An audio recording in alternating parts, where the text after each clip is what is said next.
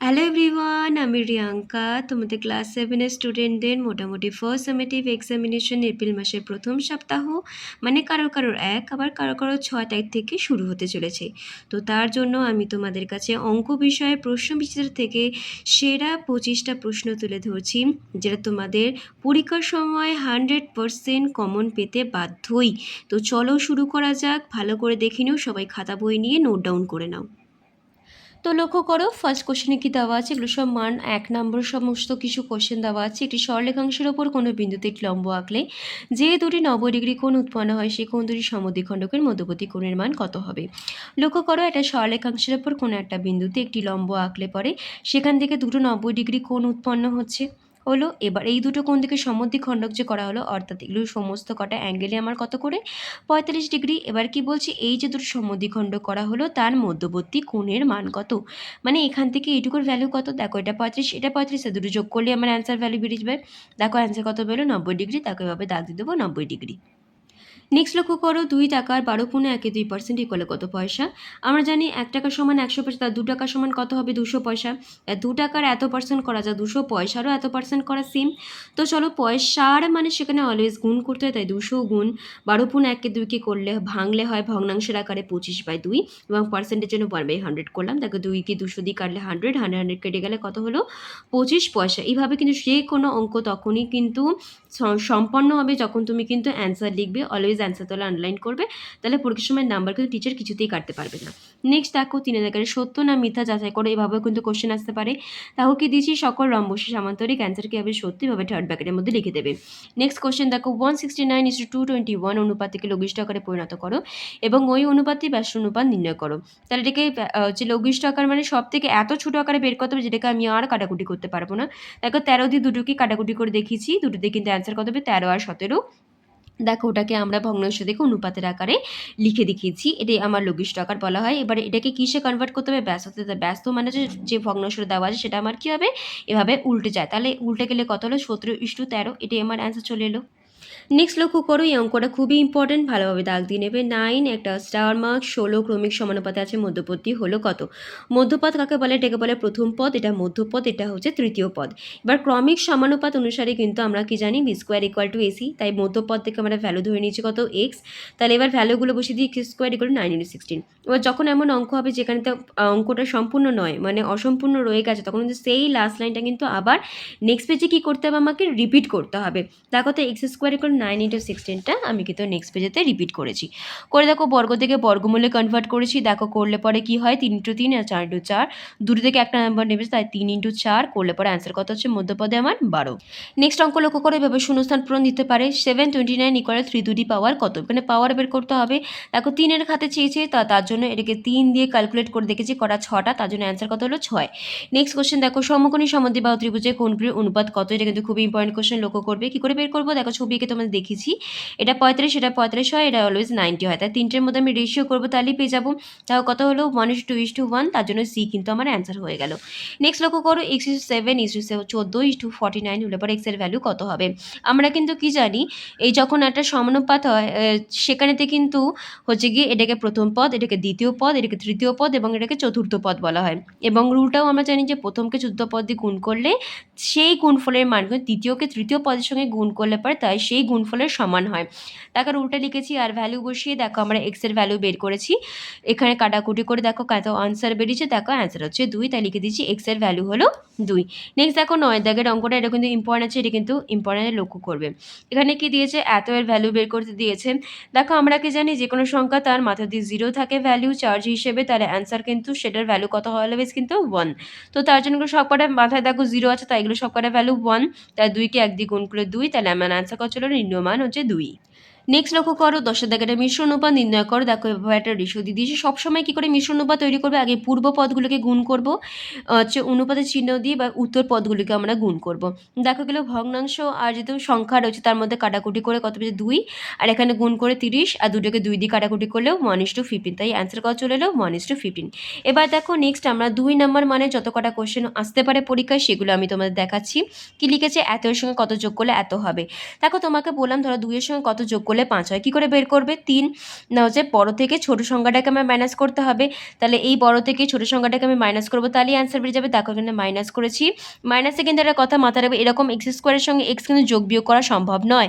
যদি আমার অ্যালফাবেট যদি সেম থাকে তখন কিন্তু যোগ বিয়োগ করতে পারি। যেমন এক্স স্কোয়ারের সঙ্গে এক্স স্কোয়ার করলে পরে আমি এক্স স্কোয়ার পাবো, এক্সের সঙ্গে এক্স করলে পরে আমি এই এক্সটা পাবো, আর সংখ্যার সঙ্গে সংখ্যা করলে পরে এই সংখ্যাটা পাবো। এইভাবে কিন্তু আমি অ্যান্সার পেয়েছি, আর সম্পূর্ণভাবে এই সম্পূর্ণ বাকি কিন্তু আমায় উত্তর লিখতে হবে।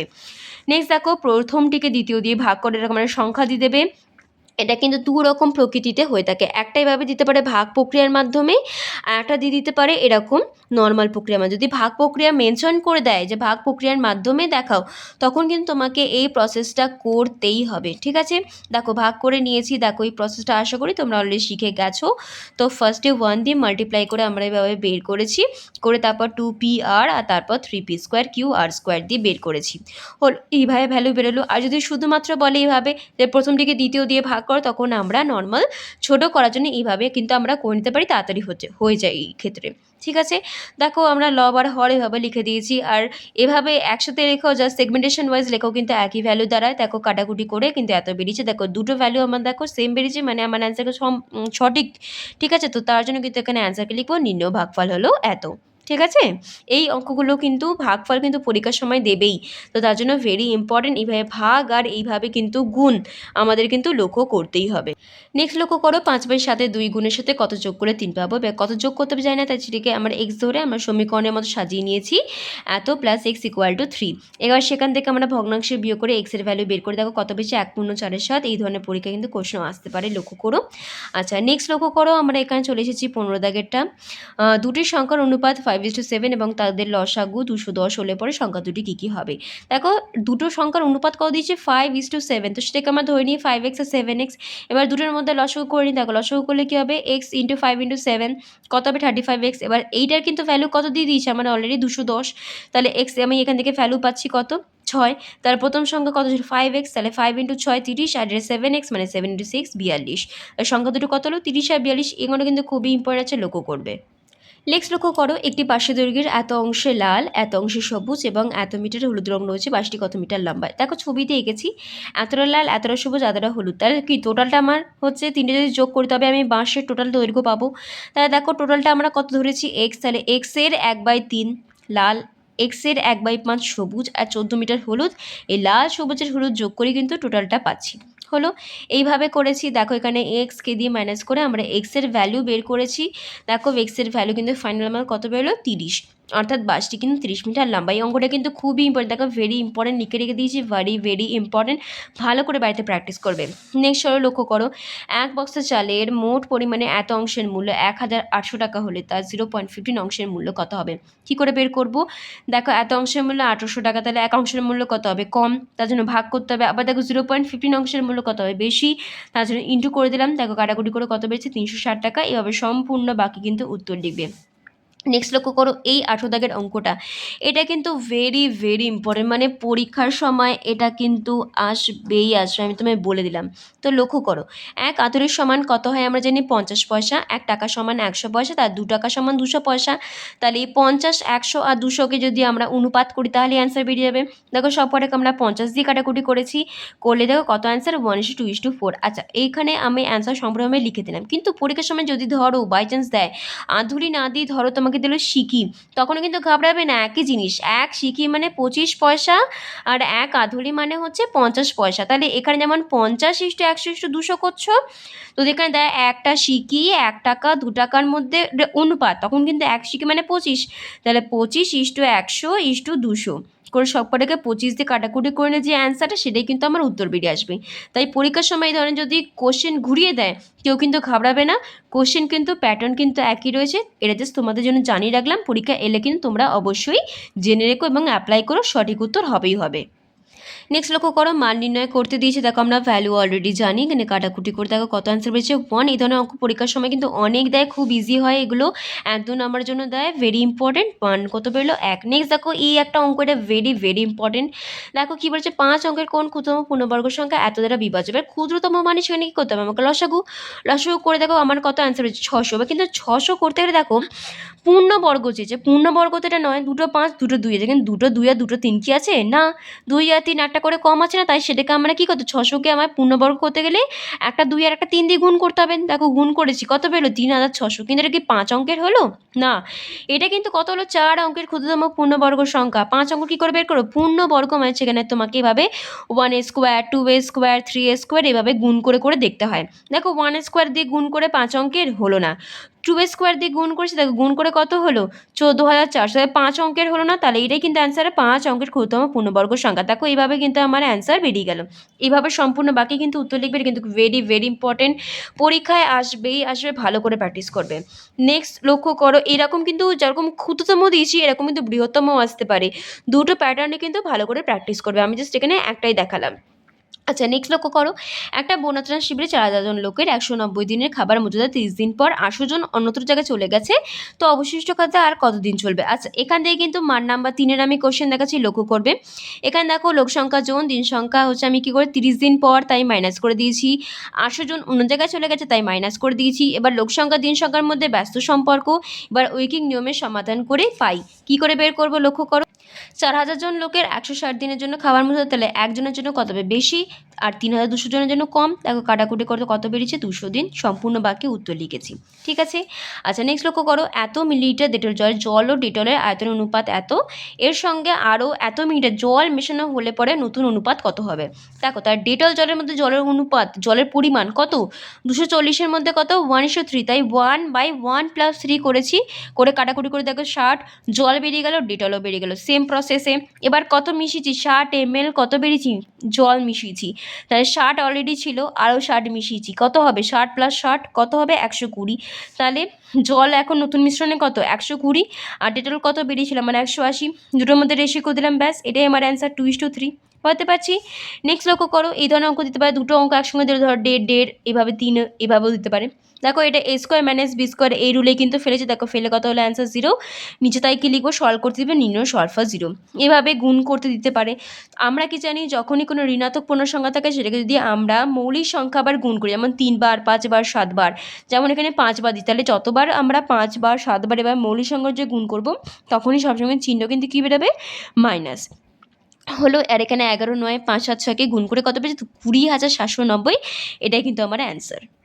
নেক্সট লক্ষ্য করো, এই অঙ্কটা কিন্তু ভেরি ভেরি ইম্পর্টেন্ট, পরীক্ষার জন্য খুবই গুরুত্বপূর্ণ, এটা কিন্তু ইম্পর্টেন্ট আছে, ভালো করে বাড়িতে প্র্যাকটিস করবে। 3টি ধনাত্মক পূর্ণ সংখ্যার প্রথম দ্বিতীয় গুণফল এত, দ্বিতীয় তৃতীয় গুণফল এত, আর প্রথম তৃতীয় গুণফল এত হলে সংখ্যা 3টি কী কী হবে। 3টি সংখ্যা ফার্স্টে কি ধরেছি এক্স ওয়াই আর জেড, দেখো এক্স আর ওয়াইকে গুণ করলে কত দেখিয়েছে 24, আর দেখো ওয়াই আর জেডকে গুণ করলে 48, আর ওখানেতে এক্স আর জেডকে গুণ করলে 32, কী করে বের করছি লক্ষ্য করবে। ফার্স্টে জেডের ভ্যালু করেছি দেখো 32/x, এইটুকু করে রেখে দিয়েছি, তারপর ওয়াই এর এই যে ভ্যালু আছে সেখানে আমি এই ভ্যালুটা বসাচ্ছি, জেড এর ভ্যালু 32/x ভ্যালু বসালাম, ঠিক আছে। করলে পরে দেখো ওয়াই এর ভ্যালু চাই, তাই এটাকে আমি ডান দিকে সরিয়ে দিলাম, দেখো ঠিক আছে।